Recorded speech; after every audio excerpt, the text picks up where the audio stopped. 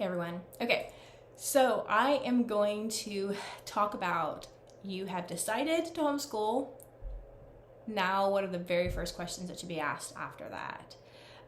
I definitely feel like it's a little bit hubristic of me to think that I can record this video. I have two little kids. They're both little. We've only been homeschooling for a few years. There's so many people with so much more knowledge and experience than I have.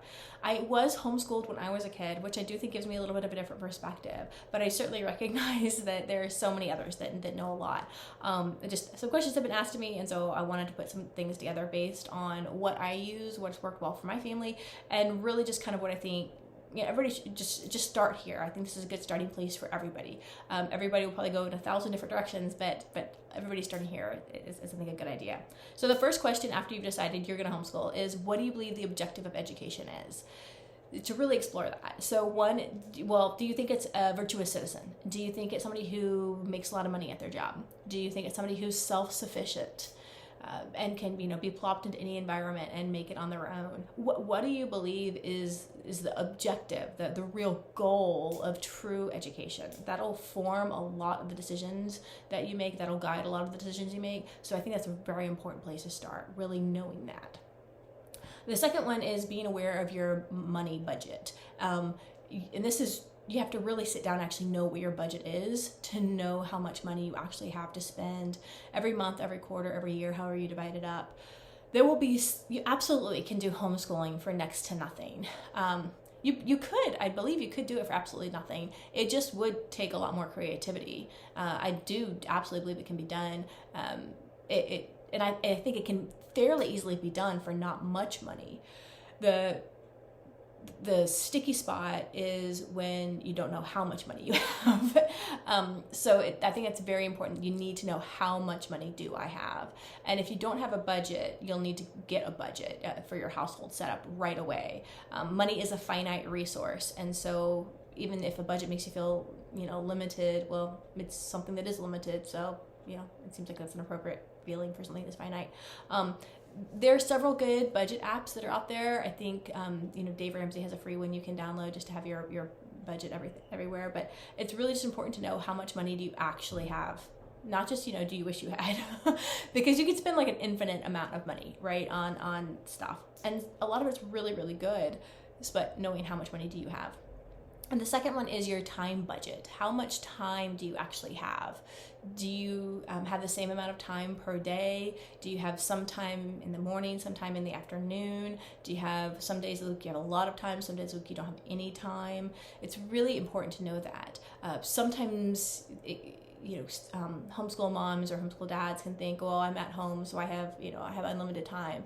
But food needs to be cooked, things need to be cleaned, pets need to be taken care of. And that stuff does actually take time, and it shouldn't just be dismissed or be shoved to the edges or just become another stressor. So I think it's really important to sit down and have some kind of plan, some kind of schedule. Doesn't need to be, to the minute or anything. And I know some people hate the idea of a schedule, but you do need to have an understanding of how much time you have on any given day to dedicate to homeschooling. Keeping in mind that depending on the ages and abilities of your kids, they might be able to work on homeschool projects outside of the time you have available. But how much time do you have available to be specifically engaged with homeschooling one-on-one? The next one is to assess your personal knowledge and abilities resources.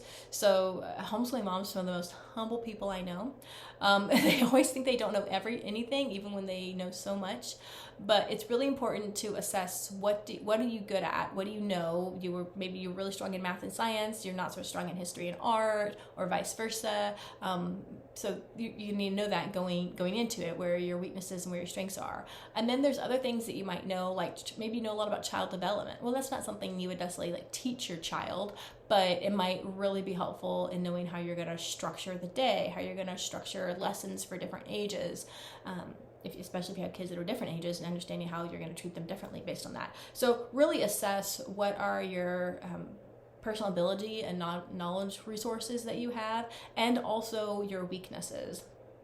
We'll talk about that a little bit later on, but for example, if you know that a weakness of yours is that you're really kind of cranky in the morning, well, that maybe should influence the subjects that are or are not covered in the morning, things that you do or don't do in the morning, or maybe you know that you're really on your game first thing in the morning. Well, then maybe that's when you know you're going to tackle your toughest subjects with your kids in the morning. So just really being aware of what your personal knowledge and abilities are and your weaknesses, really taking stock of that inventory so that you can build from a solid foundation instead of saying, oh, well, I should do this, or I think I should be able to do this. Yeah, that's not something I've ever been able to do, but I'm going to tell myself all of a sudden I should do that. I mean, maybe that can be something you know, aspire to, but if you put all those things on yourself, especially when you're just starting homeschool, I think that's just a recipe for frustration and disappointment. And another thing to really assess first, going into it, number 5 on my little list here, is community resources. Do you have some good community libraries? Maybe your libraries aren't so great. Do you have a good university library? I used to live in a place that had the most amazing university library system, and people who lived in the community were able to utilize it. It was phenomenal. So just assessing resources. Maybe you have a really good local zoo. Maybe you have like a really great place, a really good park, you know, like a natural wildlife preserve or something nearby. You know, maybe you have a really awesome kids theater in your community. Maybe you have a really great homeschool mom support group community. Yeah, whatever it is, find out what's in your community and really know the resources. A lot of times I'm still amazed by the resources that are available to me in my community. I'm just blown away by the resources that are available to me. And so knowing what they are, taking stock of them, it really helps me put together, okay, well, how can I utilize them, and not just a chaotic, oh, I want to do that way, but in a way that I'm going to fit it into what we're doing. So know what's available in your community. And of course, that also includes, you know, your personal church community, your personal friends community. Maybe you're best friends with an astrophysicist. Okay, well, that's awesome. You know, like, are you willing to come and talk to my kids one day after we did a unit on astrophysics? You know, I mean, so, you know, really think about that. What resources do you have access to? Another thing I think that's really important is to think about what the school environment that you will actually be using is. Are you going to be at the kitchen table? Are you going to be on the back deck? Are you going to be in a dedicated schoolroom? Where are you going to be? And then really think about the strengths and the weaknesses of whatever environment it is you're in. And there's always strengths and weaknesses, I think, to every environment. So for example, even like a lot of people say, oh, we're just at the kitchen. Well, you know, one of the great things about being in the kitchen is that any experiments you want to do, any science experiments or any, you know, cooking experiments or anything that you're going to do, you have a really natural environment that you're set up for. That somebody who has a dedicated schoolroom it's going to be much more awkward and clunky. So maybe that means, hey, I'm in the school environment. My school room is in the kitchen. So maybe that means I'm going to embrace a lot of experiments. I'm going to really embrace the fact that I have a sink right there. I have my cupboards full right here. Maybe it means that, but just really, really thinking, I'm gonna be aware of the pros and cons of whatever environment I'm in, and I'm gonna take stock of that. I'm gonna make decisions accordingly. It can be really, really frustrating when you make decisions that would work really well in another environment, but they don't really work well in the environment that you have. And so it makes you feel like you're a failure, or makes you feel like you did something wrong, when it's not that you did anything wrong. It's just that, well, the thing that works really well for the person who does school in a kitchen doesn't really work well for the person who does schoolroom in the sunroom or something like that. So just being aware of that. Number 8 is a mentor possible? Is there a mentor in your community that has been doing homeschooling, you know, for a while, a lot longer than you have? And this can be a person you just call and say, hey, what about this? What do you think about this? Something to consider is, you know, do you like that person's kids?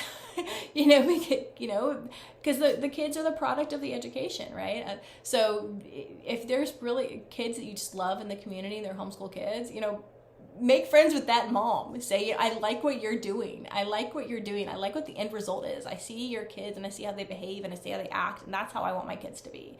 That could just be an invaluable resource, having a mentor. And then the last thing that often is made the first thing is then you evaluate curriculum. after you know what your objective of education is, after you know your strengths and weaknesses, after you know the weaknesses of your community, the resources of your community, after you know you've assessed your school environment for weaknesses and strengths, after you have, you know, see if you find a mentor, after you've done all these things and you really have your game plan and you really know what you're trying to achieve, then look at school curriculum. It'll help eliminate a lot of curriculum that won't work well for you. Some curriculums that work really well in one environment won't work really well in another environment. If you're gonna be in a kitchen base and you're gonna have really limited space, you're gonna have to pack up and get out every single day. Maybe that means for you prefer workbooks, because workbooks are easy to get out and easy to put back. And so maybe that'll work really well for the environment that you're in. Or maybe you know that you're going to be in a really big open space that can be permanent. Well, then you know that you might use a little bit more visuals and a little bit more, use the walls a little bit more. I would encourage you not to use the walls too much, but that's something we'll talk about a little bit later on. But it'll change how you're thinking about the curriculum based on how you've already looked at the other questions. If you think the purpose of education is to form virtuous citizens, then that's definitely going to be a classical education model. And so, you know, that'll inform your curriculum. So I think it's really important to consider these questions before you look at curriculum. And then when you look at curriculum, to start with buying the very minimum you can buy. I know sometimes, well, if you're like me, I really just want to get everything and just have it all ready to go. But if you just buy the minimum, then if it doesn't work for you, you can just buy something else next time, and that's fine. I know there are a couple things that I bought that I found out halfway through one book. I didn't really like it very much. I'd already bought the second book, you know, so okay, that's wasted, lesson learned. So even when you do find a curriculum, buy the very, very minimum that you can, and then when you know you really like it, when you know it's really going to work, then you can, you know, purchase the rest of it. Okay, so that's just my quick start list of first questions to ask.